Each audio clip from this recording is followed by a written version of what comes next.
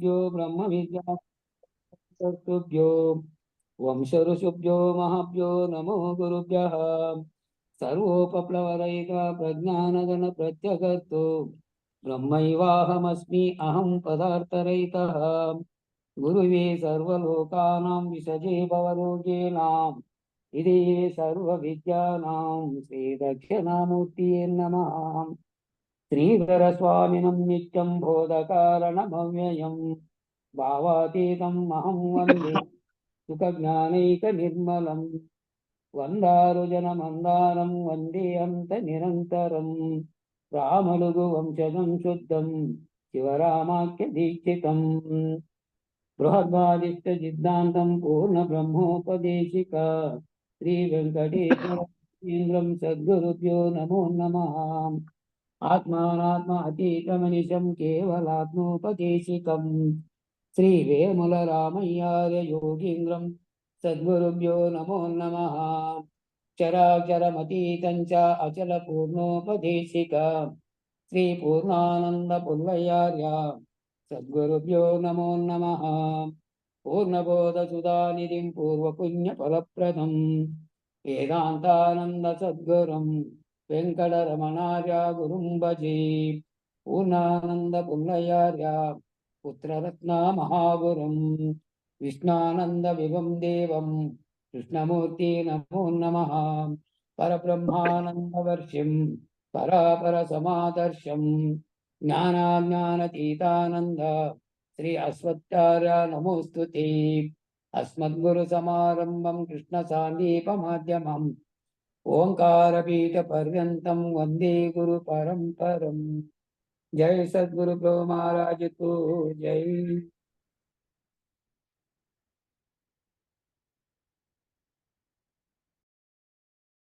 అందరికీ జయ గురు. వెంకటదాసు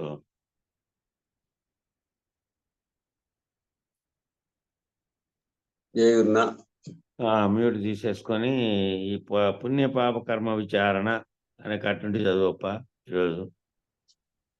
చదువుతాను.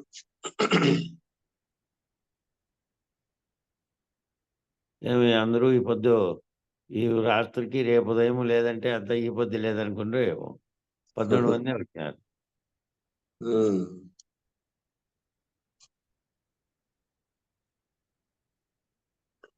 పుణ్యపాప కర్మ విచారణ.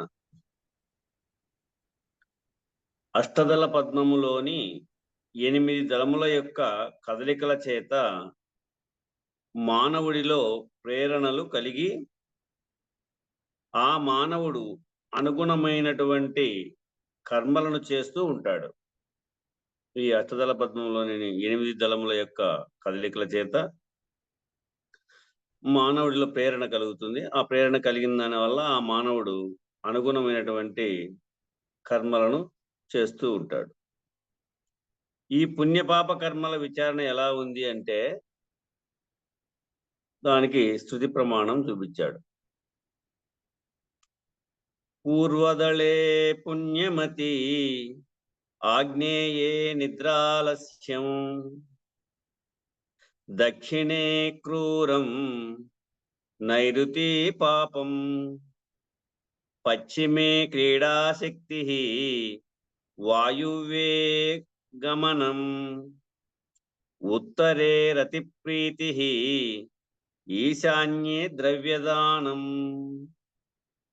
మధ్యే వైరాగ్యం కేసరే జాగ్రత్తః కర్ణికాయాం స్వప్నం లింగే సుషుప్తిః పద్మత్యాగే తురీయం. ఇవి 4 మూలలు, 4 దిక్కులు, 8 మధ్యే మధ్యమం, కేసరే వాటికి 10, కర్ణికాయాం అది 11, లింగే సుషుప్తి ఈ పద్మత్యాగే తురీయం.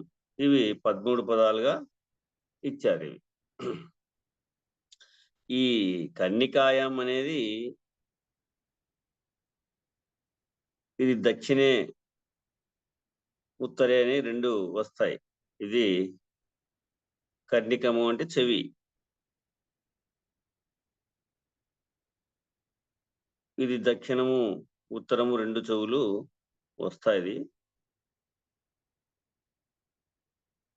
కానీ ఇది 13గా మనకు ఏర్పడింది. 12 ద్వాదశ్యాంతం 12 దాటి తెలియబడే విధానము. ఈ 8 దళములకు మధ్యలో కేసరము ఉంది. చూడండి, మన యొక్క మధ్యలోనే ఇవి తీసుకోవాలి. తూర్పు అంటే భూమధ్య స్థానము, ఆగ్నేయం అంటే కుడి కన్ను, తర్వాత కుడి భుజము,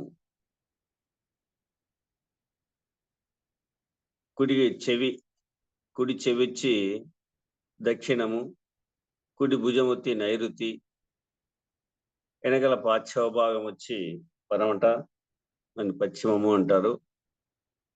వర్ణదేవుడు, అది దేవతలు ఉన్నారు దీనికి చుట్టూ కూడా, అష్టదిక్పాలకులు. తర్వాత వాయువు మూల వచ్చి ఎడమ భుజము, ఉత్తర దిక్కు వచ్చి ఎడమ చెవి, ఈశాన్యం వచ్చి ఎడమ కన్ను.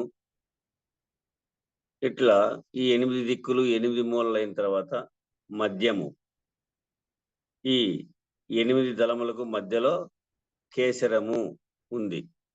అదే సహస్రార స్థానం. ఈ కేసరములు ఎక్కడైతే పుడతాయో మనమే చెక్ చేసుకోవాలన్నమాట. మన మది నిర్మలమై యోచన చేస్తే తెలియబడుతుంది. ఈ కేసరములు ఎక్కడైతే పుడతాయో అక్కడ కర్ణిక ఉంది. అది నిజ కర్ణిక. ఎక్కడైతే పుడతాయో అక్కడ కర్ణిక ఉంది. ఈ కర్ణికకు అడుగున లింగము ఉంది. ఈ కర్ణికకు అడుగులో లింగం ఉంది. అది సుషుప్తి స్థితి. లింగే సుషుప్తి, తాను నిద్రించే చోటు. ఆ లింగమును పట్టుకొని ఒక ఆకుపచ్చని తొడుగు ఉంటుంది. ఆ లింగాన్ని పట్టుకొని ఆకుపచ్చ తొడుగు ఒకటి ఉంటుంది. మందార పువ్వును చూడండి. మందార పువ్వు ఎట్లుంటుందో అట్లా మందార పువ్వును చూడండి. క్రింది నుంచి కాడ ఉంటే ఒక ఆకు పచ్చ తొడుగు పువ్వును పట్టుకొని ఉంటుంది. మందారం పువ్వులో కింది నుంచి కాడ ఉంటుంది. దాన్ని ఒక ఆకు పచ్చ తొడుగు పువ్వును పట్టుకొని ఉంటుంది. ఆ పచ్చ తొడుగు ఒకటి పువ్వును పట్టుకొని ఉంటుంది. చుట్టూ పచ్చ ఆకులు అంటు పెట్టుకొని ఉంటాయి దానికి. లింగస్థానము నుండి కర్ణికా స్థానముగా ఆ లింగస్థానాన్ని అంటి ఉంటుంది. ఆ లింగస్థానమును అంటి కర్ణికా స్థానముగా ఆ కర్ణిక నుండి కేసరములు, ఆ కర్ణిక నుండినే కేసరములు అంటే దాని పక్క నుంచి చుట్టూ అష్టదళాలు ఉంటాయి. ఇప్పుడు ఆ కాడ చివర ఆకుపచ్చగా, ఆ కాడ యొక్క చివర ఆకుపచ్చగా ఈ పువ్వును పట్టి ఉంచినటువంటి దాంట్లో, ఆ కాడ చివర ఆకుపచ్చగా ఈ పువ్వును పట్టుకొని ఉన్నాయే చుట్టూ ఆకుపచ్చ ఆకులు పట్టి ఉంచినటువంటి దాంట్లో ఒక ఖాళీ స్థలము ఉంటుంది. ఒక ఖాళీ స్థలము, దానికి పువ్వు రేకులకును ఈ పచ్చని ఆకుకు ఖాళీ స్థలం అనేది ఒకటి ఉంటుంది ఆడ. అంటే ఈ పద్మము ఇన్ని రకములుగా వర్ణించబడింది. ఈ ఖాళీలో ఉండదు. అందువలన దాన్ని పద్మత్యాగము అంటారు. అక్కడ ఖాళీ ఉంటుంది కదా, అంటే ఈ పద్మము అన్ని రకములుగా వర్ణించబడింది కదా, ఆ ఖాళీలో ఉండదు అది. అందువలన దాన్ని పద్మత్యాగము అంటారు. ఆ ఖాళీ ప్రదేశాన్ని పద్మత్యాగము. ఆడ పద్మత్యాగే తురియం. ఆడ ఏమి కేసరములు అంటే ఏంటివి స్వామి? ఆ కేసరములు అంటే ఏంటివి? ఏంటివి? కేసరములు అంటే ఇక్కడ కేశములు అంటే రెమ్మలు. రెమ్మలా? రెమ్మలు ఉన్నాయి కదా, పూకు చుట్టూ ఉండేటువంటి దళములు. దళములు. దళములు అంటారు. అదే చుట్టూ ఉండే రేకులు. హంస ఈ పద్మము యొక్క అన్ని భాగాల మీద సంచరిస్తూ ఉంటుంది. హంస లోపలికి శ్వాస పోతా ఉంది కదా, ఈ హంస ఈ పద్మము యొక్క అన్ని భాగాల మీద సంచరిస్తూ ఉంటుంది. ఈ పువ్వుకు ఉండేటువంటి అష్టదళ పద్మములు ఉన్నాయి కదా, 8 రేకుల మీద కూడా ఇది సంచరిస్తూ ఉంటుంది.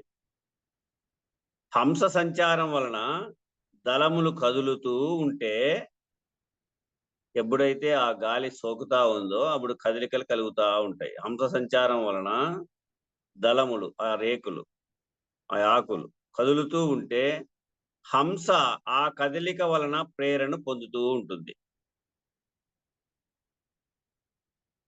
ఇప్పుడు ప్రేరణ పొందుతూ తదనుగుణముగా కర్మ చేస్తూ ఉంటాడు. జీవుడే హంస. భూమధ్య స్థానంలో ఉన్న జీవుడి యొక్క వ్యవహార స్థానములో, భూమధ్య స్థానములో ఉన్న జీవుడి యొక్క వ్యవహార స్థానములో తను చేయవలసినటువంటి ఒక వ్యవహారమునకు ఈ ప్రేరణ అందుతుంది.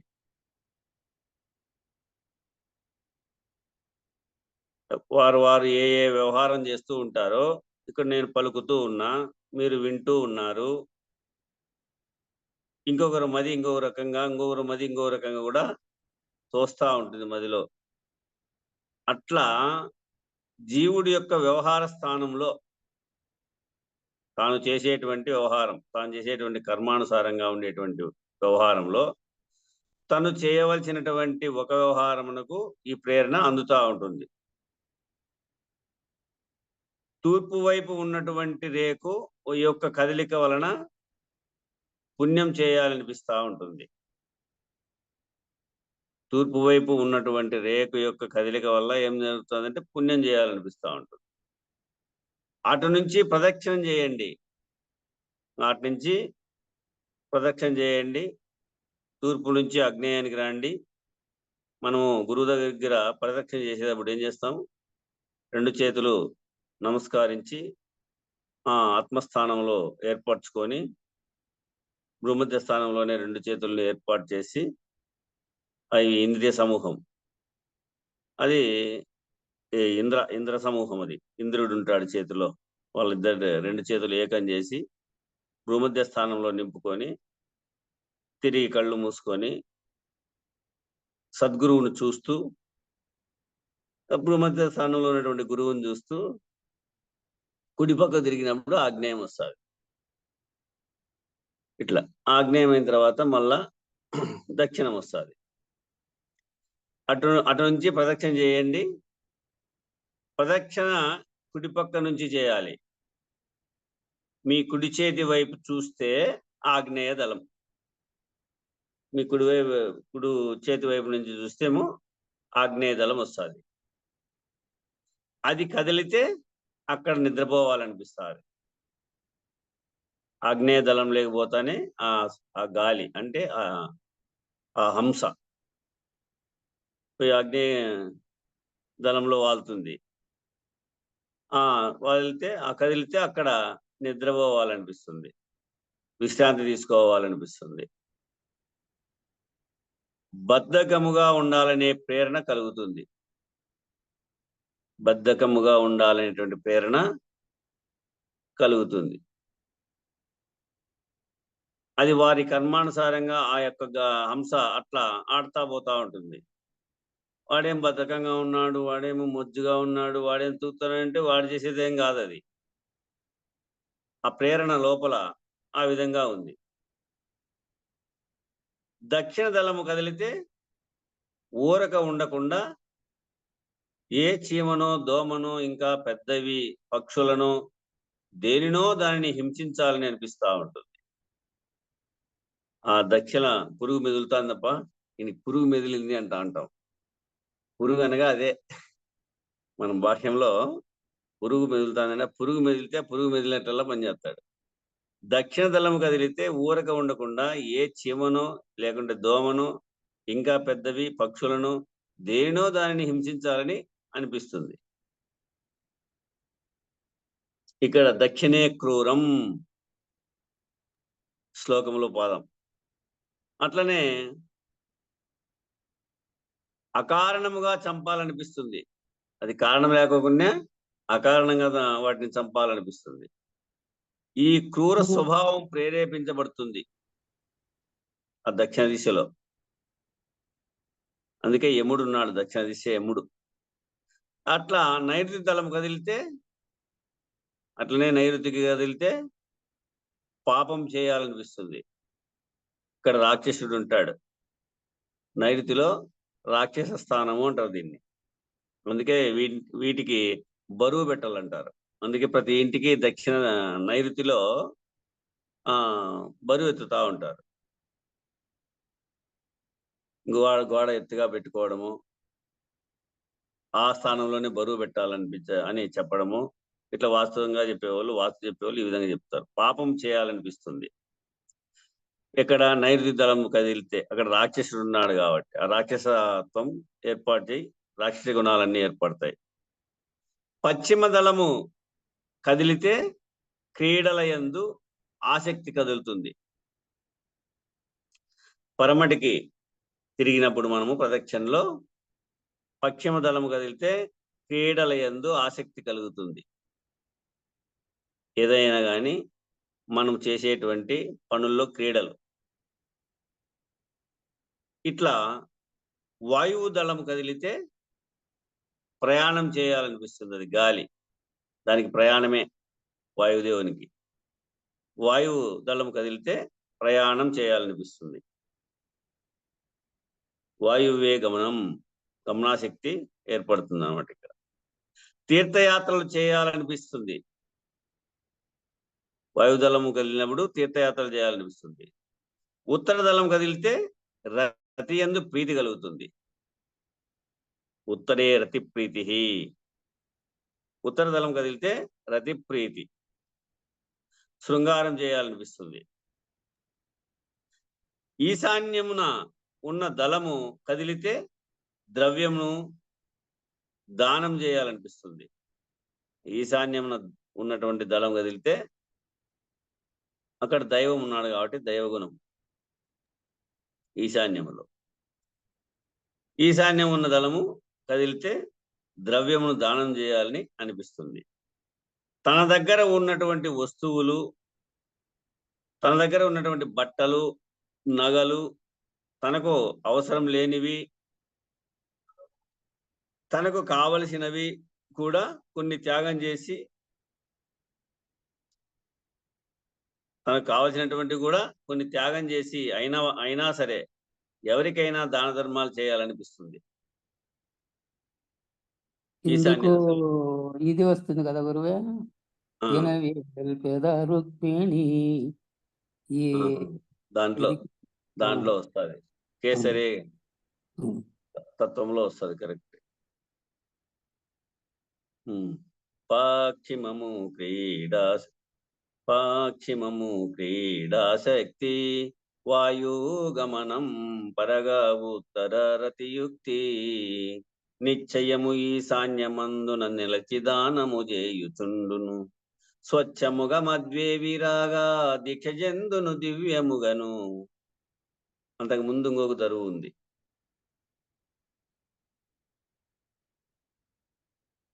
పూర్వాదళమున పుణ్యము, ఇంకా కొంచెం ముందరికి పోతే ఇంకొక దరువు కొడి గుర్తురాలే. ఈ దళములలో ఎప్పుడూ కూడా ఒకే దళం కలదు. ఈ దళములలో ఎప్పుడూ కూడా ఒకే దళం కలదు. దళములు ఒక్కొక్కటి గాని రెండుగా గాని కదులుతుంటే, ఒక్కొక్కటిగా గాని రెండుగా గాని కదులుతుంటే మిగతావి కదలకుండా ఉంటాయి. కనుక మానవుడు రోజు ఒకే పనిలో ఉండడు. మానవుడు రోజు ఒకే పనిలో ఉండడు. ప్రతి పూట ఆడుతూ ఉండడు. ప్రతి పూట ఆడుతూ ఉంటాడా? క్రీడాశక్తి చేస్తూ ఉంటాడా? చేయడు. ప్రతి పూట పుణ్యం చేయడు. అది కదిలినప్పుడే. ప్రతి పూట పుణ్యం చేయడు. ప్రతి పూట పాపము చేయడు.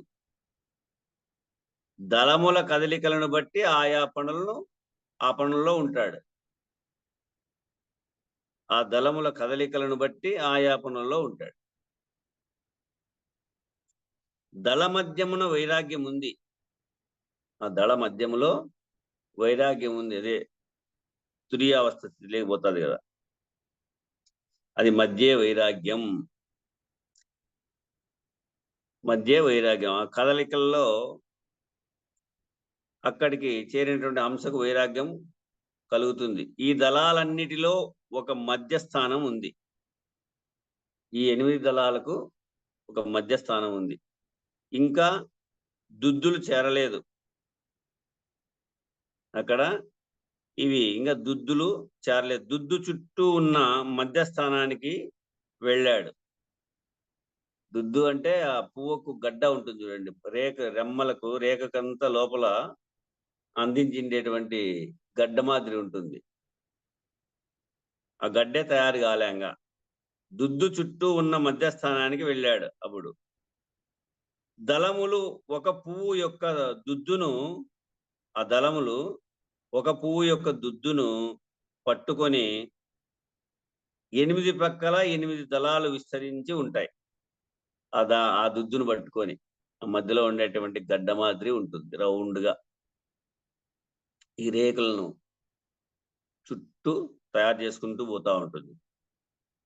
అట్లా దళములు ఒక పువ్వు యొక్క దుద్దును పట్టుకొని 8 ప్రక్కల 8 దళాలు విస్తరించి ఉంటాయి. దళము యొక్క కొనయందేమో కదలిక ఎక్కువగా ఉంటుంది. ఆ దళము యొక్క కొనయందేమో ఆ కదలిక ఎక్కువగా ఉంటుంది. దుద్దు దగ్గర మూల స్థానంలో కదలిక తగ్గుతుంది. ఆ దుద్దు దగ్గర మూల స్థానంలో కదలిక తగ్గుతుంది.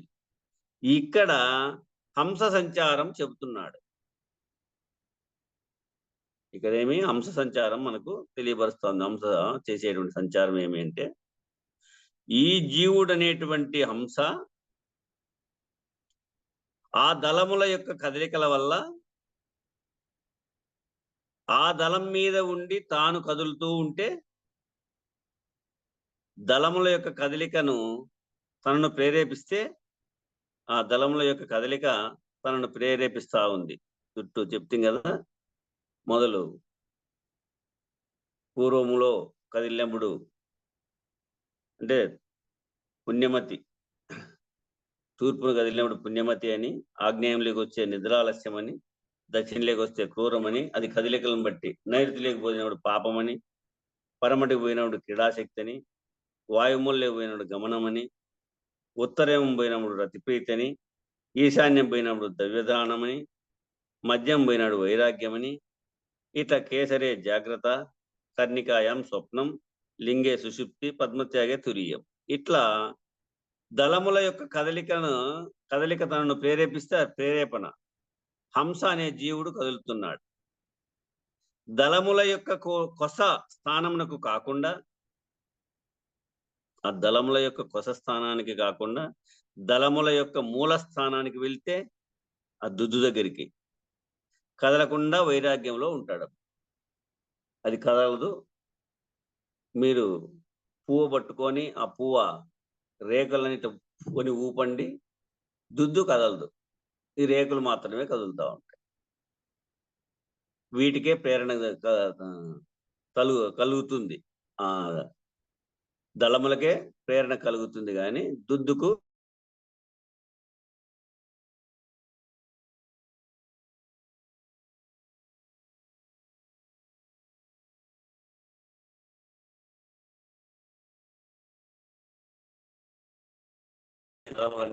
ఎట్లా పుట్టుకొస్తా ఉన్నాయో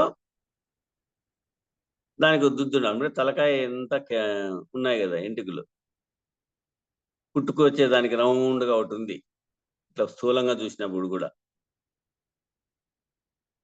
ఆ దుద్దు స్థానాన్ని, ఆ దుద్దు యొక్క వ్యాపక స్థితిలో ఎన్ని కేసరాలు ఉన్నాయో అన్ని ఖండాలతో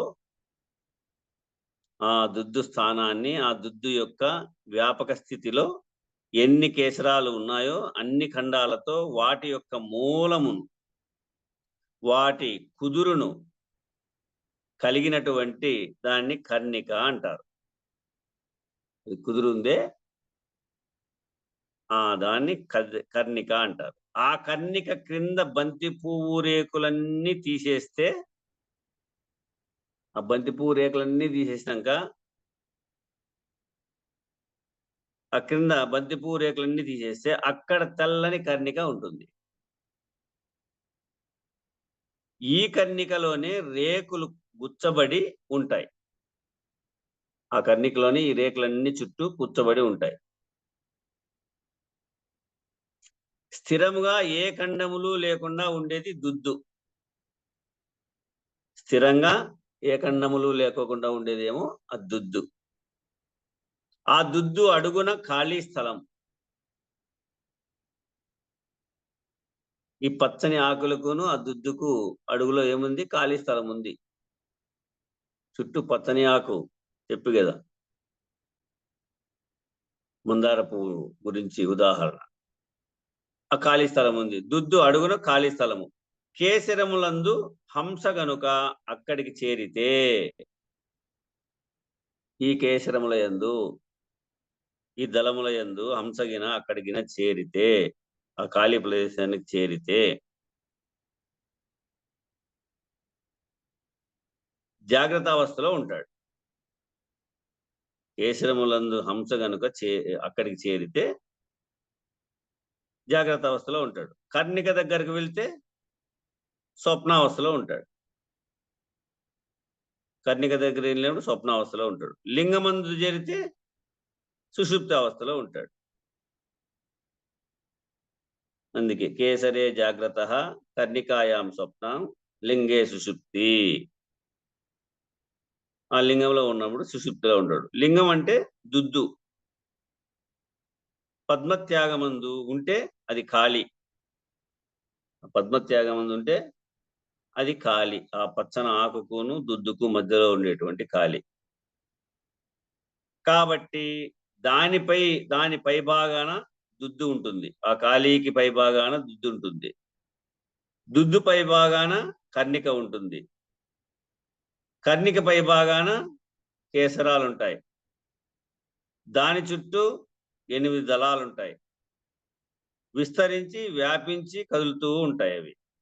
ఆ 8 దళాలు విస్తరించి వ్యాపించి కదులుతూ ఉంటాయి. ఈ 8 దళాలకు ఒక్కొక్క దళానికి 125 రేకులు ఉంటాయి. ఒక్కొక్క దళానికి 125 అంటే 8 నూర్లు, 8 25లు 200, 1000. అదే సహస్రారం అంటారు దాన్ని. 1000 దళములు అవుతాయి. ఇట్లా దాని చుట్టూ 8 దళములు విస్తరించి వ్యాపించి కదులుతూ ఉంటాయి. అన్నీ ఒక్కసారి కదలవు. నువ్వు ఇప్పుడు చేసే పనులన్నీ ఒకటేసారి చేయవు. పుణ్యం గాని, నిద్ర గాని, క్రూరం గాని, పాపం గాని, క్రీడ గాని, గమనం గాని, రతిప్రీతి గాని, ద్రవ్యదానం గాని, వైరాగ్యం గాని, జాగ్రత్త గాని, స్వప్నం గాని, సుషుప్తి గాని, తురియం గాని ఒకేసారి చేయవు నువ్వు. ఇవన్నీ అన్నీ ఒకసారి కదలవు. అవి 1 గాని 2 గాని విడివిడిగా గాని కదులుతూ ఉంటాయి. ఓసారి 2 గాని 1 గాని కదులుతూ ఉంటాయి. పద్మత్యాగం అనేది ఖాళీ కాబట్టి, ఇప్పుడు దానం చేసేటప్పుడు ఏమవుతుందంటే, దానం వానికి 5 రూపాయలు నువ్వు ఇచ్చావనుకో, ఇంకో కొంచెం వేయండి, ఇంకో కొంచెం వేయండి అని వాడు సతాయిస్తాడు. అప్పుడే క్రూరంలే కదులుతుంది. లే కొత్త వాళ్ళది ఇచ్చింది తీసుకొని అంటుంది టకాని. అప్పుడే ఆ దక్షిణము కదులుతుంది. అది ఆ విధంగా పద్మత్యాగము అనేది ఖాళీ కాబట్టి తురియ స్థితిలో ఉంటాడు. పద్మత్యాగం అనేది ఖాళీ స్థలం కాబట్టి అలా తురియ స్థితిలో ఉంటాడు. మెదిలేది కదిలేది లేదు. అది తురియావస్థ స్థితిలో ఉంటాడు. ఆ జీవుడిని దళములు ఆ రకంగా ప్రేరేపిస్తాయి.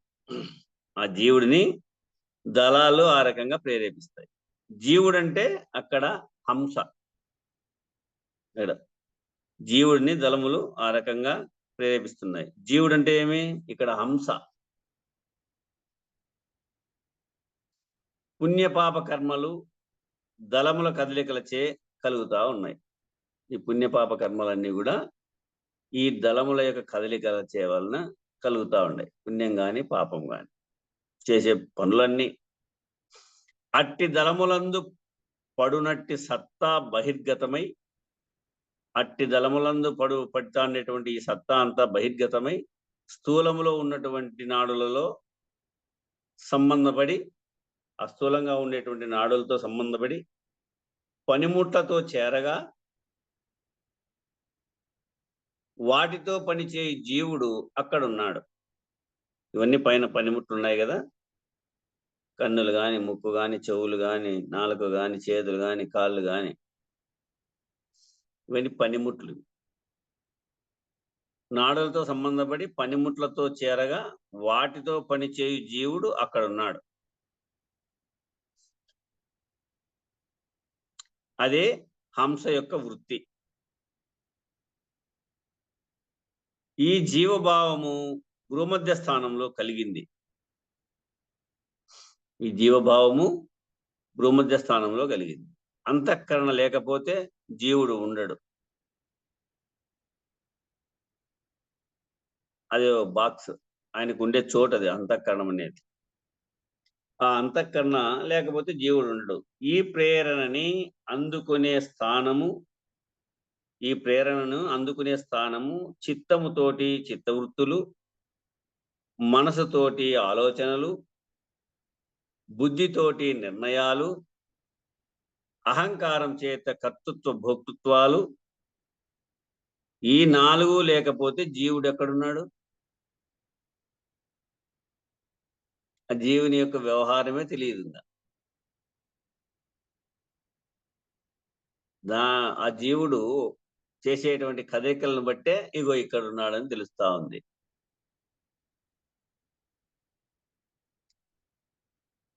చింతన చేసేటప్పుడు కానీ ఇక్కడ ఉన్నాడు, చింతన చేస్తా ఉన్నాడు. ఆలోచనలు కదలికలు కలిగినప్పుడు కానీ ఓహో మనసులో ఉండి ఈ కదలికలు కదులుతా ఉన్నాడు. చంద్రుడు అధిదేవతై, చిత్తంలో క్షేత్రజ్ఞుడు అధిదేవతై, బుద్ధికి బృహస్పతి అధిదేవతై నిర్ణయాలు చేస్తా ఉన్నాడు. అహంకారానికి రుద్రుడు అధిదేవతై, కర్తృత్వ భోక్తృత్వాలన్నీ. ఈ 4 లేకపోతే జీవుడు ఎక్కడున్నాడు? జ్ఞాత అంతఃకరణ చతుష్టయాన్ని త్యాగం చేస్తే, ఈ జ్ఞాత అంతఃకరణ చతుష్టయాన్ని త్యాగం చేస్తే, తాదాత్మత విడిస్తే, మనోబుద్ధి చిత్త అహంకార రూపుడు కాకుండా ఉంటే ఆ జ్ఞాతయే కూటస్థుడు. అదే పద్మత్యాగ స్థానం. చాలాసార్లు సుబ్రహ్మణ్యం ఇంటికి నోటి నుంచి విన్నా నేను. త్యాగం ఉండాలప్ప, త్యాగం చేయాలి. ఎవరికి త్యాగం ఉండాల్సింది? సత్శిష్యునికి. సత్శిష్యునికి త్యాగం ఉండాలి. త్యాగం ఉండాలంటే అర్థం కానిటువంటి వ్యక్తి ఏం చేస్తాడు? డబ్బులు ఇల్లేమో, ఆస్తిపాస్తులు ఏమన్నా ఇవ్వాలేమో, అట్లా ధనధాన్యాలు ఏమన్నా ఇవ్వాలేమో అని భావిస్తాడు. త్యాగం అంటే ఏది? జ్ఞాతం త్యాగం చేయాల.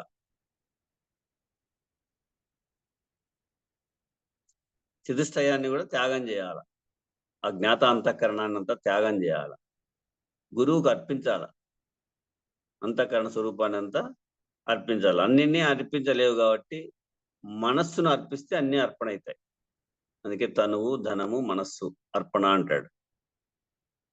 కాబట్టి మనసును అర్పణ చేస్తే గురువాక్యం పైన సర్వార్పణ జరుగుతుంది. అందుకు ఆ అర్పణే త్యాగం. త్యాగం చేయాలప్ప సత్శిష్యుడు అనే వాక్యం వింటా ఉంది. చాలాసార్లు విన్నాం ఈ మాట. కనుక జీవుడే పుణ్యపాపములను అనుభవిస్తున్నాడు. ఆ జీవుడే పుణ్యపాపాలను అనుభవిస్తున్నాడు. అంతఃకరణ ప్రతిబింబమే జీవుడు. ఈ యొక్క అంతఃకరణ ప్రతిబింబమే జీవుడు. మళ్ళీ ఎక్కడ ముడిపెట్టాడు? మళ్ళీ ఎక్కడ ముడిపెట్టాడు? 3 గుణాలతో ఉన్నటువంటి అవిద్యా దోషముతో ఉన్నటువంటి అంతఃకరణ యొక్క ప్రతిబింబ ప్రకాశమే జీవుడు. 3 గుణాలతో ఉన్నటువంటి అవిద్యా దోషంతో ఉన్నటువంటి అంతఃకరణ యొక్క ప్రతిబింబ ప్రకాశమే జీవుడు. అంతఃకరణ లేని చోట జీవుడు ఉండడు. అంతఃకరణ లేని చోట జీవుడు ఉండడు. అంటే మానవ దేహం రాకపోతే అక్కడ జీవుడు ఉండడు. ఈ శరీరం రాకపోతే జీవుడు ఉండడు. ఎప్పటికీ శరీరం రాకపోతే చూడండి, ఇంకా ఎప్పటికీ శరీరం రాకపోతే ఆ జీవుడే శివుడు. ఎప్పటికీ నీ సంకల్పం చేత తోస్తా ఉండే దాన్ని బట్టి శరీరాన్ని తెచ్చుకుంటా ఉన్నాం. నీ సంకల్పమే నిస్సంకల్పమైతే జీవుడు రాడింగా. ఎప్పటికీ శరీరం రాకపోతే ఏమవుతుంది? ఆ జీవుడే శివుడు. ఇంకా ఈయనకు చావు పుట్టుకలు లేవు. శివుడు అయినప్పుడు చావు ఎక్కడుంది? సచ్చేదే లేదు అని వింటాం పెద్దల నుంచి మనం. సచ్చేదే లేదు. ఇంక శివుడు అయిన తర్వాత చావు ఎక్కడుంది? మానవులలో హృదయాకాశంలో శివుడు బింబ ప్రకాశ రూపుడై, ఈ మానవుల యొక్క హృదయాకాశంలో శివుడు బింబ ప్రకాశ రూపుడై అంతఃకరణ అనే మలిన అద్దం మీద, ఆ అంతఃకరణం అనేటువంటి ఆ మలిన అద్దం మీద ప్రతిఫలించినప్పుడు అప్పుడు సోహం జ్ఞానంతో జీవుడు ఉత్పత్తి అవుతున్నాడు. ఆ శ్వాస తగులుకుంటుంది. తల్లి గర్భంలోనే ఉన్నప్పటికీ ఆ శ్వాస, తల్లి శ్వాస నుంచి ఆ శిశువు శ్వాసలో ఏకమై ఆడ సోహం జ్ఞానంతో జీవుడు ఉత్పత్తి అవుతా ఉన్నాడు. అది తగిలించుకుంటుంది. సంస్కారముల చేత అసత్య నేను అయ్యాడు. అప్పుడు ఏమైనాడు?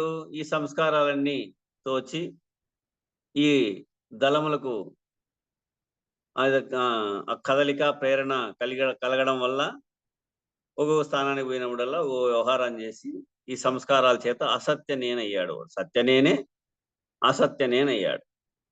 అసత్య నేనుగా ఉన్నప్పుడు అప్పుడు జీవుడు శివుడుగా లేడు. అజ్ఞాన దశలో ఉన్నప్పుడు, అవిద్యా దశ కలిగి ఉన్నప్పుడు అక్కడ శివుడు లేడు. అంతఃకరణ ప్రతిబింబుడు అయినప్పటికీ ఆ అంతఃకరణ ప్రతిబింబం శివుని యొక్క ప్రతిబింబమే జీవుడు కదా. ఇప్పుడు అంతఃకరణ ప్రతిబింబుడు అయినప్పటికీ సంస్కారముల నుంచి, గుణముల నుంచి విడుదల చెందినటువంటి వాడు. ఆ అంతఃకరణ ప్రతిబింబుడైనప్పటికీ ఆ సంస్కారాల నుంచి, ఆ గుణముల నుంచి విడుదల చెందినటువంటి వాడు. జీవుడిలో ఉన్న శుద్ధోహం, ఆ జీవుడిలో ఉన్నటువంటి అప్పుడు విడుదలైనప్పుడు ఎట్లుంటుంది అంటే శుద్ధోహం, శుద్ధమైనటువంటి అహం. ఆ జీవుడిలో ఉన్నటువంటి శుద్ధోహం. బింబ ప్రకాశముగా ఉన్న శివుడు రెండు ఒకటే. శివుడు ఆ శుద్ధోహము, ఆ బింబ ప్రకాశంగా ఉంది కదా, ఆ బింబ ప్రకాశంగా ఉన్నటువంటి శివుడు కూడా రెండు ఒక్కటే. అందుకే అహం బ్రహ్మ, మహావాక్యాల్లో వాక్యం ఒకటి, అహం బ్రహ్మస్మి అన్నారు.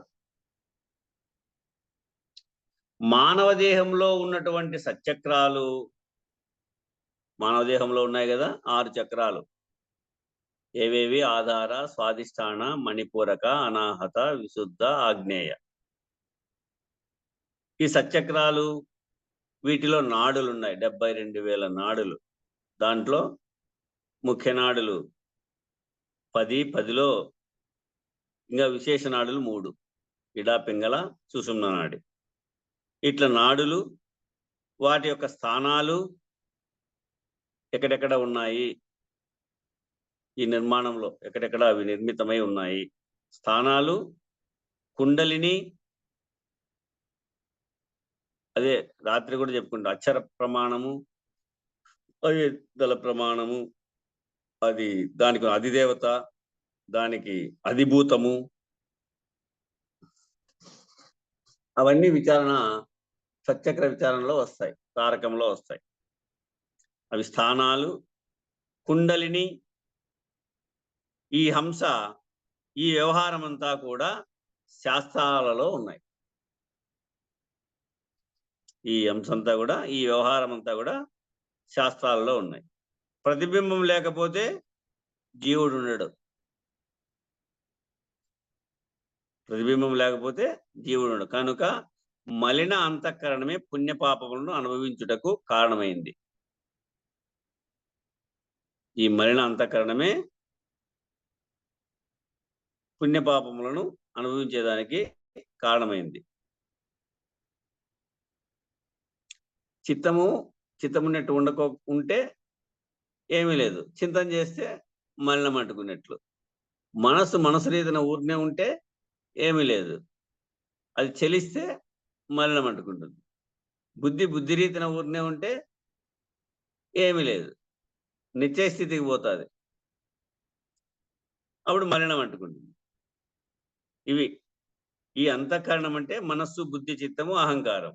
కానీ అంతఃకరణము జడమొకట వలన అది అనుభవించదు.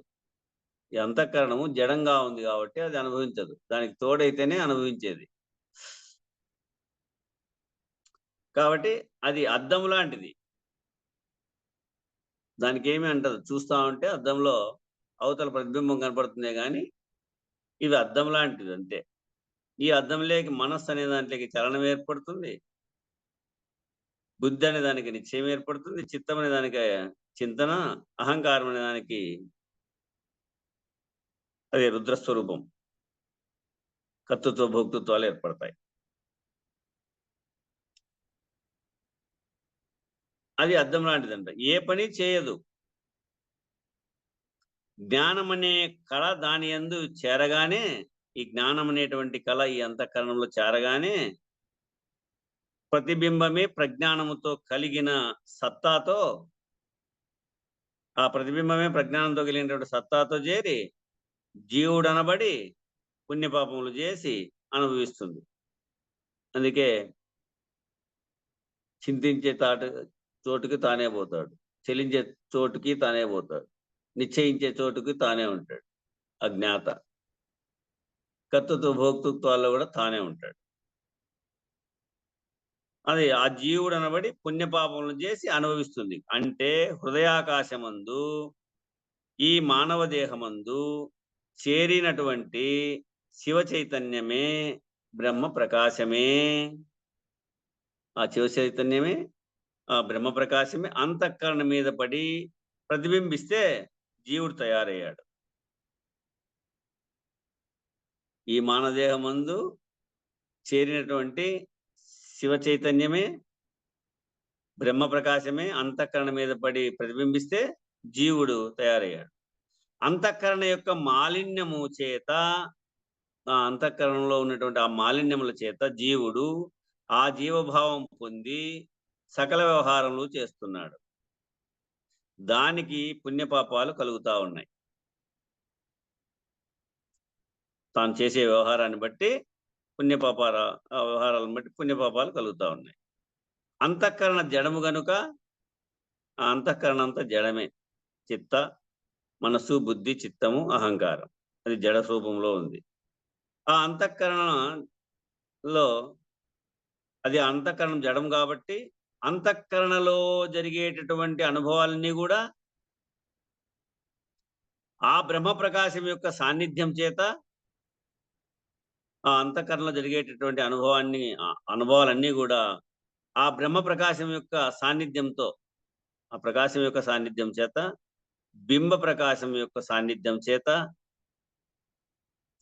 ఈ ప్రతిబింబ రూపంలో ఉన్న జీవుడు, ప్రతిబింబంతో కూడుకున్నటువంటి ఈ జీవుడు పాపపుణ్య కర్మాలను చేస్తూ అనుభవిస్తున్నాడు. ఈ పాప పుణ్య కర్మలను చేస్తూ అనుభవిస్తా ఉన్నాడు. ప్రతిబింబమునకు బింబ ప్రకాశము లేనిదే అస్తిత్వం లేదు. ఆ ప్రతిబింబానికి బింబ ప్రకాశం లేకపోతే దానికి అస్తిత్వం లేదు. అంతఃకరణ జడమవ్వడం చేత ఆ అంతఃకరణం అంతా జడమై వల్ల, అంతఃకరణం అంటే ఏమి? మనసు, బుద్ధి, చిత్తము, అహంకారం. ఈ అంతఃకరణం అంతా జడమవ్వడం చేత స్వతంత్రముగా దానికి పాపపుణ్యములు లేవు. అధిష్టాన బ్రహ్మ ప్రకాశమునకేమో పాపపుణ్యములకు సంబంధం లేకుండా,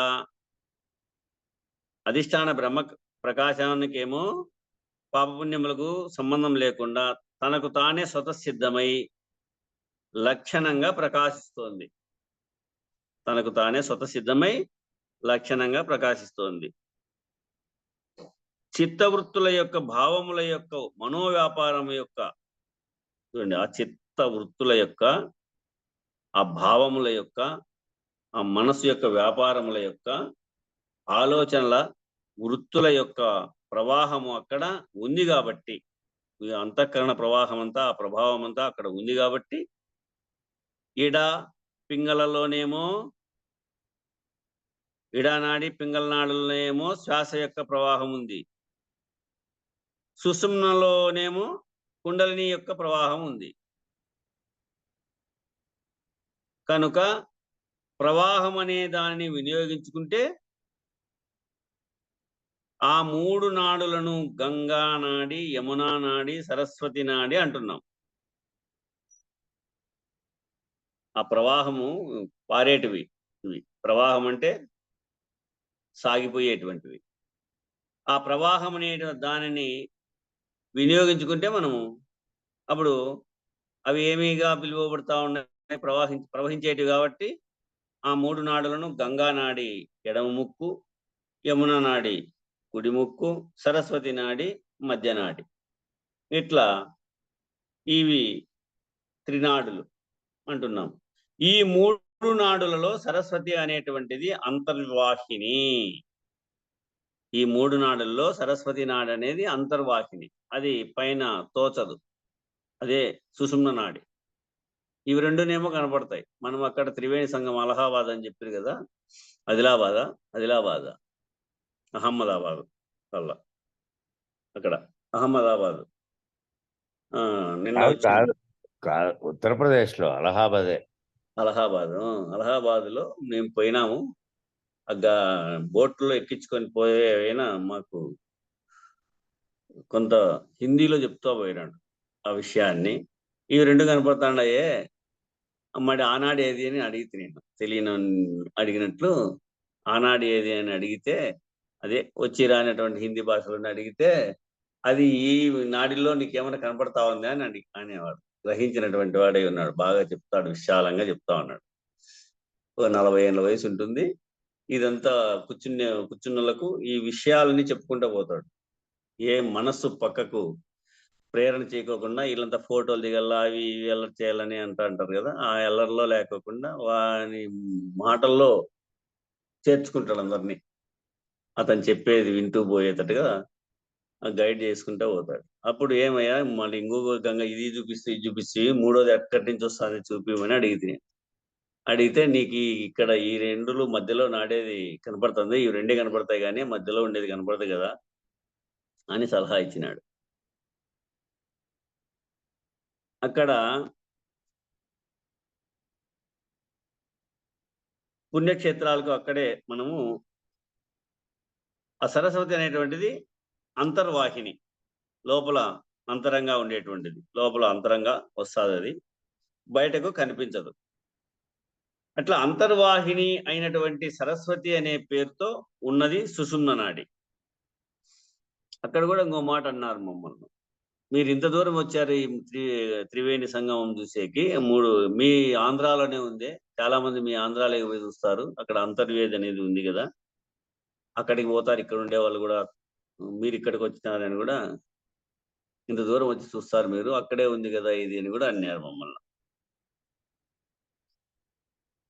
అది అంతర్వాహిని అయినటువంటి సరస్వతి అనే పేరుతో ఉన్నది సుషుమ్న నాడి. కుడి ఎడమ ముక్కుల ద్వారా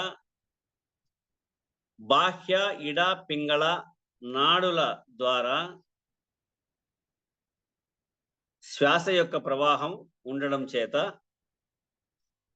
ఇది స్థూల రూపముగా ఉండడం చేత గమనించేటట్లు ఉంటుంది కనుక, గమనించేటట్లు ఉంటుంది కాబట్టి గంగా యమున అన్నాం. ఈ మూడు అలహాబాద్లో కనబడతాయి. మళ్ళీ ఇక్కడ చెప్పాడు, ఈ మూడు కూడా అలహాబాద్లో కనబడతాయి. పుణ్యక్షేత్రాలకు అక్కడనే వెళ్ళనవసరం లేదు. పుణ్యక్షేత్రాలకు అక్కడికే వెళ్ళవలసిన అవసరం లేదు, మనలోనే ఉన్నాయి నువ్వు విచారించి చూస్తే. అంతర్వేదికి వెళ్ళడం అంటే, ఆ అంతర్వేదికి వెళ్ళడం అంటే ఏమి అంటే ఆజ్ఞాచక్రం దాటి సహస్రారానికి వెళ్ళే మార్గమధ్యములో ఉన్నటువంటి ఒక స్థానం పేరు అంతర్వేది. ఆజ్ఞాచక్రం ఉంది కదా, భూమధ్య స్థానంలో బొట్టు పెట్టుకునే స్థానం. ఆధార, స్వాధిష్టాన, మణిపూరక, అనాహత, విశుద్ధ కంఠస్థానం. ఆగ్నేయ చక్రం భూమధ్య స్థానం, బొట్టు పెట్టుకుంటామే ఆ స్థానం. ఆ ఆజ్ఞాచక్రం దాటి సహస్రారానికి వెళ్ళే మార్గమధ్యములో, సహస్రానికి అంటే 7వ చక్రం, ఈ సహస్రారానికి మధ్య పోయేటువంటి మార్గమధ్యములో ఉన్నటువంటి ఒక స్థానం పేరేమో అంతర్వేది. ఇదే త్రివేణి సంగమ స్థానము. స్థానము అంటే స్థానము అంటే త్రివేణి సంగమ స్థానము అంటే అక్కడ పోయి త్రివేణి సంగమంలో స్నానం చేసి వస్తాము కదా. ఆ స్థానం అంటే ఏమి? ఆజ్ఞాచక్రాన్ని దాటి ఘంటిక స్థానము పైకి వెళ్ళి నాడుల యొక్క ముడి స్థానము దగ్గరకు వెళ్ళి, ఆ నాడుల యొక్క ముడి స్థానానికి దగ్గరికి వెళ్ళి అక్కడ 3 నాడులు కలిసి ఉన్నటువంటి చోటు, అది త్రివేణి సంగమం. ఆ త్రివేణి సంగమ స్థానము అంటే అక్కడికి వెళ్ళడం అన్నమాట. త్రివేణి సంఘానికి వెళ్ళడం అంటే ఏమి, త్రివేణి స్థానం అంటే ఏమి, అక్కడికి వెళ్ళడం అన్నమాట. ఈ బాహ్యంలో వెళ్ళేది కాదు, ఈ అంతర్వేదిలో ఇక్కడ చేరాల. అది మూలాధారం దగ్గర గంధ సంబంధమైనటువంటి ప్రారబ్ధ కర్మలు అనుభవిస్తూ, మూలాధారం దగ్గర గంధ సంబంధమైనటువంటిది అంటే ఆ మూలాధార చక్రానికి, ఈ గ్రాణానికి సంబంధం. గ్రాణం అంటే ముక్కు. మూలాధారం దగ్గర గంధ సంబంధమైనటువంటి 4 దళములు 4 రేకులు అని చెప్తారు అక్కడ.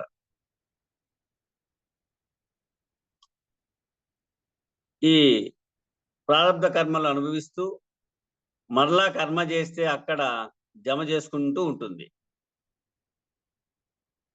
అదే మాదిరిగా తర్వాత స్వాధిష్టానం దగ్గర రస సంబంధమైనటువంటి ప్రారబ్ధాన్ని, అప్పుడు రసం అంటే జిహ్వకు సంబంధం, ఇవి 6 రుచులను గ్రహిస్తూ ఉంటుంది. అదే మాదిరిగా స్వాధిష్టాన దగ్గర రస సంబంధమైనటువంటి ప్రారబ్ధాన్ని దళముల యొక్క ప్రేరణ చేత కదలికలను పొందుచు బుద్ధి కర్మానుసారంగా నిర్ణయిస్తే, ఆ ప్రేరణని అందుకుంటూ నిర్ణయిస్తూ ఆ ప్రారబ్ధ కర్మను రస సంబంధముగా అనుభవిస్తూ ఉంటుంది. ఇదే విధంగానే మణిపూరకము దగ్గర ఇక్కడ 12 దళములు ఉంటాయి. రూప సంబంధం ప్రారబ్ధాన్ని అనుభవిస్తూ, ఇవి కంటికి రూపాలు తెలియబడతా ఉంటాయి. పొట్టి, పొడువు, లావు, సన్నము, సూక్ష్మాతి సూక్ష్మము, ఎత్తు, అదే లావు, సన్నము, ఎత్తు, పొట్టి, ఇవి కాక రంగులు.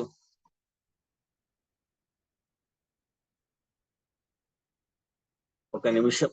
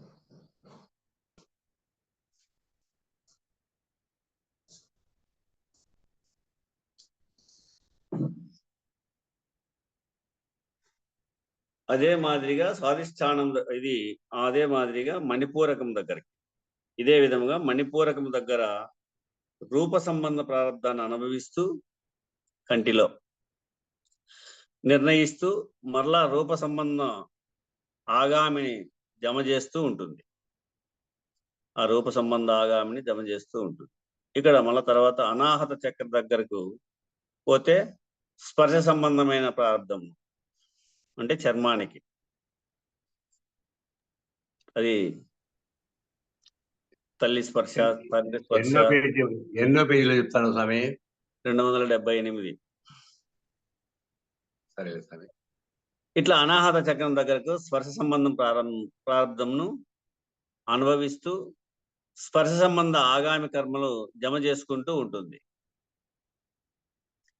అట్లనే విశుద్ధ చక్రం దగ్గర శబ్ద సంబంధ ప్రారంధాన్ని చెవికి, ఇవి జ్ఞానేంద్రియాలన్నిటికీ కూడా విషయేంద్రియాల సూక్ష్మేంద్రియాలకు ఉపయోగ స్థితిగా ఉంటాయి అన్నట్టు చక్ర సంబంధం. ఇది తారక విచారణలో అవి స్థానాలు, అక్షరాలు, అధిదేవతలు అన్ని విచారిస్తే బాగా తెలియబడుతుంది. ఇది విశుద్ధ చక్రం దగ్గర శబ్ద సంబంధ ప్రారంధాన్ని అనుభవిస్తూ శబ్ద సంబంధము ఆగామిని సంచితంలోనికి చేర్చుకుంటూ ఉంటాడు. ఈ విధంగా ఈ సుషుమ్న నాడిలో ముఖ్య ప్రాణము అని ఒకటి ఉంటుంది. ఈ సుషుమ్న నాడిలో ముఖ్య ప్రాణము అని ఒకటి ఉంటుంది. ఈ పంచప్రాణుల యొక్క కదలిక కాకుండా, ఈ పంచప్రాణాలు ఉన్నాయే, పంచప్రాణముల యొక్క కదలిక కాకుండా ముఖ్య ప్రాణం అనేది ఒకటి ఉంది. పంచప్రాణాలు ఉన్నాయి కదా, వ్యాన, ప్రాణ, అపాన, ఉదాన, సమానం. ఈ పంచప్రాణములు యొక్క కదలికే కాకుండా ముఖ్య ప్రాణం అనేది ఒకటి ఉంది. ఈ ప్రాణ సత్తా అనేది, ఈ ప్రాణ యొక్క సత్తా అనేది అగ్నినాడిలో శక్తి రూపంలో ఉంటుంది. అగ్నినాడి అంటే అదే సుషుమ్న నాడి. అగ్నినాడిలో శక్తి రూపంలో ఉంటుంది. చంద్రనాడి, సూర్యనాడి అయితే చంద్రనాడి ఏమో ఎడమ ముక్కు ద్వారం, సూర్యనాడి ఏమో కుడి ముక్కు ద్వారం, అగ్నినాడి ఏమో సుషుమ్న నాడి, అదే సరస్వతీ నది. ఆ అగ్నినాడిలో రూపంలో ఉంటుంది, శక్తి రూపంలో ఉంటుంది. ఈ ప్రారంధం ఎప్పుడైతే ఖర్చు అయిందో అప్పుడు 5 చక్రాల వద్ద 5 బోర్లించిన గిన్నెలుగా ఉంటాయి. ఈ 5 చక్రాల వద్ద కూడా 5 బోర్లించినటువంటి గిన్నెల మాదిరి ఉంటాయి. అక్కడి నుంచి ఈ 5 చక్రాలు ఆ విశుద్ధ చక్రం పై నుండి 5 నాడుల చేత బోర్లించిన గిన్నెలతోటి క్రిందికి దిగువకు వ్యాపించి ఉంటుంది. ఇట్లా ప్రారంధం ఖర్చు అవుతూ ఉంటే బలంగా ఉన్న ఆ నాడులు సడలి బలహీనపడుతూ ఉంటాయి. ఆ ప్రారంధం ఖర్చు అవుతా ఉంటే ఈ శ్వాస ఎక్కువ ఖర్చు అయ్యే కొద్దీ, ఉచ్ఛ్వాస నిశ్వాసాలు ఎక్కువ ఖర్చు అయ్యే కొద్దీ బలహీనపడతా ఉంటాయి. ఆగామి కర్మ ఆవిరి రూపంగా ఉండటం చేత ఆ ఆగామి కర్మ ఆవిరి రూపంలో ఉంది, ఆవిరైతా పోతా ఉంటుంది. ఆ బోర్లించిన పై గిన్నెలోకి చేరి అక్కడ అంటుకొని ఉంటుంది. నాడులలోని ముఖ్య ప్రాణము ప్రారబ్ధము పూర్తి అయ్యే వరకు బలంగా ఉంటుంది. ఈ నాడుల్లోని ముఖ్య ప్రాణం అంతా కూడా ఆ ప్రారంధం పూర్తి అయ్యే వరకు, తన ప్రారంధం పూర్తి అయ్యే వరకు బలంగా ఉంటుంది. ప్రారంధం ఖర్చు అవుతున్న కొద్దీ ముఖ్య ప్రాణం యొక్క బలం తగ్గిపోతూ ఉంటుంది. ఎవరికైనా ఏదైనా ఇచ్చి పోగొట్టుకున్నాము అంటే అది ప్రారంధంలో ఉన్నటువంటి విషయమే. అంతే. ఆ ప్రారంధం ఖర్చు అవుతున్న కొద్దీ ముఖ్య ప్రాణం యొక్క బలం తగ్గిపోతూ ఉంటుంది. దాని ప్రారంధం కొద్దీ జరుగుతూ ఉంటుంది. అది ముఖ్య ప్రాణం యొక్క బలం తగ్గేసరికి శబ్దస్పర్శ రూప రసగంధములుగా నీ చేత అనుభవించబడేటటువంటి 5 బోర్లించినటువంటి గిన్నెలు, ఆ ముఖ్య ప్రాణం యొక్క బలము తగ్గేసరికి ఏం జరుగుతా ఉంది? శబ్ద స్పర్శ రూప రస గంధములుగా నీ చేత అనుభవించబడేటటువంటి 5 బోర్లించినటువంటి గిన్నెలు ఆ నాడులు పడగానే తిరగబడతాయి. ఇవి పంచభూతములతో ఏర్పడినటువంటివన్నీ అణిగిపోతాయి. చూడండి, శబ్దం అణిగిపోతుంది, స్పర్శ అణిగిపోతుంది, రూపం అణిగిపోతుంది, రసం అణిగిపోతుంది, గంధం అణిగిపోతుంది. మొదట గంధమే అణిగిపోతుందేమో, వాసనమయం లేకోకుండా పోతారు. ఆ ప్రయాణ కాలంలో ఒక్కొక్కటి ఈ పంచభూత సమూహం అంతా అణిగిపోతుంది. ఒక్కో భూతం ఒక్కోసారి అణుగుతా పోతే 1-2 అణిగేతలకి ఇంక మిగతా భూతాలు ఉండవు. ఒకటి అణిగినప్పుడు మిగతా 4 ఉంటాయి. ఎట్లే మంచంలో పడో, ఆడబడో, ఈడబడో ఇంకా అవి శ్వాసలో ఉండి ఆడుతూ ఉంటాయి. అవి ఒకటి కాకుండా రెండో భూతం అనిందంటే ఇంకా 3 భూతాలు కూడా నిలబడవు. మనం దగ్గరుండి గమనిస్తా చూస్తే మాత్రం ఎదుటివారిని మనం ఈ భూతమే అణిగింది ఇక్కడ వినపల్లె, మనం చెప్పేది వినపల్లె, చూస్తూ ఉంటాడు మనకల్లా. అప్పుడు ఏమైంది? ఆకాశభూతం అణిగిపోయింది. చూస్తూ ఉన్నాడు కానీ మనకల్లా ఏం చూస్తాడు, మనం చెప్పేది వినపల్లె. అందుకు ఆకాశ భూతం అణిగిపోతే వాక్కు కూడా రాదు, పలుకు కూడా రాదు. ఆకాశభూతం అణిగిపోయింది, పలుకు అణిగిపోయింది, అక్కడ వినికిడి అణిగిపోతుంది. అగ్నిభూతం పనిచేస్తూ ఉంటుంది. అగ్నిభూతం పనిచేస్తుంటే అది ప్రకాశింపబడి చూస్తూ ఉంటుంది, తిప్పుతుంది. వాయుభూతం పనిచేస్తూ ఉంటుంది, తల ఇట్లా కూడా తిప్పగలుగుతూ ఉంటుంది. ఇట్లా అణిగిపోతా వస్తాయి. ఆ నాడులు బలహీన పడగానే అవి తిరగబడతాయి, వెల్లకిల్ల పడతాయి. బార్లో ఉండేటివి ఇవి ఎల్లెల్లకలు పడిపోతాయి. వెల్లకిల్ల పడేసరికి ఆవిరి రూపంలో శబ్ద స్పర్శ రూప గంధములు అనేటి ఆగామి కర్మ వాసనలు ఏవైతే అంటుకున్నాయో నువ్వు చేసినటువంటి వీటి వల్ల, శబ్దస్పర్శ రూప రసగంధాల వల్ల ఏవైతే అవి బార్ల పడినాయి, ఆ నాడులు బలహీన పడగానే తిరగబడతాయి కదా, వెల్లకిల్ల పడతాయి. వెల్లకిల్ల పడేసరికి ఆవిరి రూపంలో శబ్ద స్పర్శ రూప గంధములనేటివి ఆగామి కర్మ వాసనలు ఏవైతే అంటుకున్నాయో ఆ గిన్నెల నుండి ఆవిరి పైకి పోతుంది. ఎల్లెలకలు పడతానే గిన్నెలో ఉండేటువంటి ఆవిరంతా పైకి పోతుంది. ఒక 6వ గిన్నె పైన ఉంటుంది. అది ఒక 6వ గిన్నె పైన ఉంటుంది. ఈ 6వ గిన్నెలోకి చేరుతుంది. ఈ 5 గిన్నెల్లోడిది శబ్దస్పర్శ రూప రసగంధముల 5 గిన్నెల్లోడిది 6వ గిన్నెలోకి చేరుతుంది. అక్కడ ఉన్న సంచితము దీని చేరిక వలన పెరుగుతుంది. అక్కడ ఉన్నటువంటి సంచితము దీని చేరిక వల్ల పెరుగుతుంది. ప్రారబ్ధం ఖర్చు అయిపోవడం వలన తగ్గిన సంచితము 6వ గిన్నెలోకి చేరిన ఆగామితో కలిసినందువలన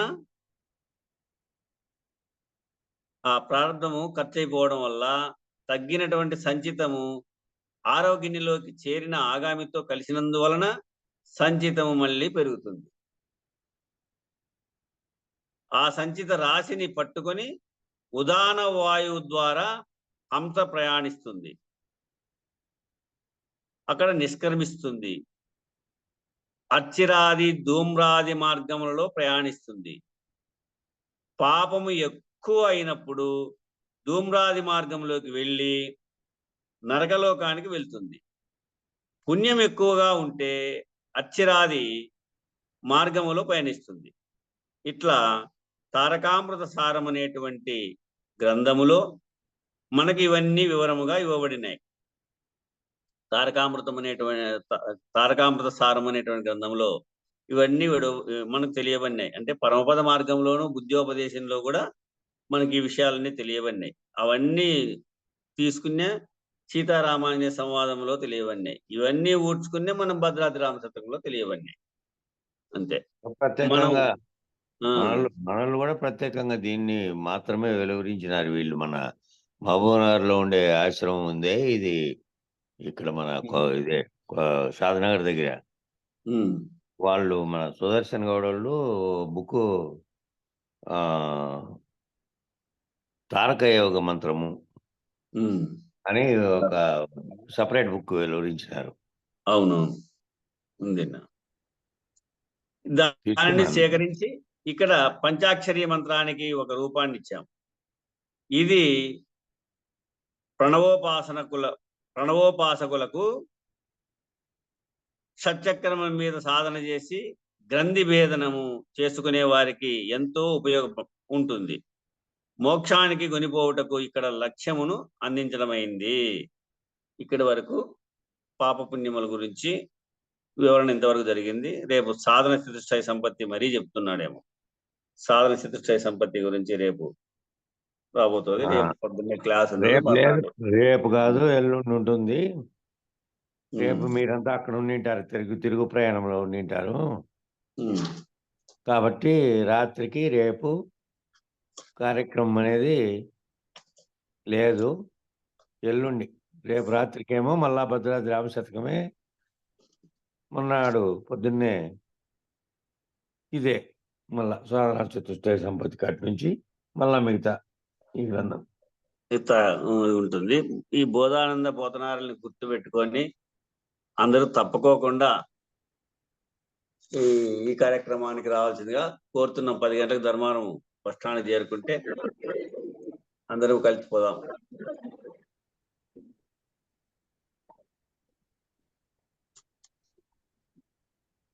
జై గురు అందరికి. జై గురు. మంగళం చెప్పు. జై గురు అన్న. ఉన్నాం, మంగళం చెప్పిండే, మర్చిపోయినారు మధ్యలో మాట్లాడినందుకు. సరేలే. లక్ష్మీదేవమ్మక్క రా, అట్లా కొడమడుక్కో. రాలేను, నేను బాగలేదు.